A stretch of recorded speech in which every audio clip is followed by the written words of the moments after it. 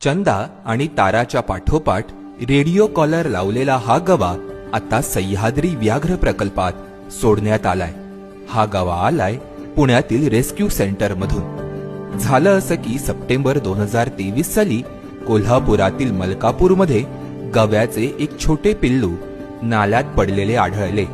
One विभागाने त्याला rescue केले आणि त्याच्या पायाला गंभीर दुखापत असल्यामुळे त्याला पुढील उपचाराकरता पुण्यातील रेस्क्यू सेंटरमध्ये पाठवले. त्यावेळी त्याचे वजन होते अवघे 30 किलो.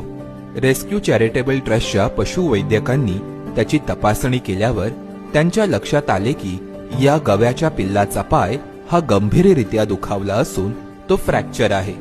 गव्यासारख्या अजस्त्र वजनाच्या प्राण्याच्या शरीरामधील सर्वात महत्वाचं अंग हे त्याचे पाय असतात, कारण भक्कम पायावरच तो अजस्त्र वजनाचे शरीर पेलून उभा राहू शकतो आणि चालू देखील शकतो.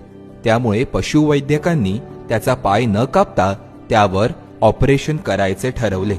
ऑपरेशनच्या वर्षभरानंतर तो अगदी ठणठणीत झाला. त्याचे नैसर्गिक स्वभाव वैशिष्ट्य कायम राहण्यासाठी या काळात त्याला मानवी हालचालींपासून दूर ठेवण्यात आलं. आता तो साधारण 180 किलो वजनाचा झाल्यावर रेडिओ कॉलर लावून त्याला सह्याद्री व्याघ्र प्रकल्पात सोडण्यात आलंय. व्याघ्र प्रकल्पातील प्रे ऑग्युमेंटेशन या अभ्यासाअंतर्गत या गव्याला रेडिओ कॉलर लावून सोडण्यात आलंय. WII ने ही रेडिओ कॉलर लावली असून रेस्क्यू चॅरिटेबल ट्रस्टने सह्याद्री व्याघ्र प्रकल्पाबरोबर केलेल्या सामंजस्य कराराअंतर्गत यासाठी पशुवैद्यकीय सहाय्य पुरवलंय. या अंतर्गत या गव्याचे रिवाइल्डनिंग करण्याचा प्रयत्न होणार आहे. शिवाय यामुळे आयुष्यभर पिंजऱ्यात बंद राहण्यापेक्षा या गव्याला नैसर्गिक अधिवास देखील मिळालाय.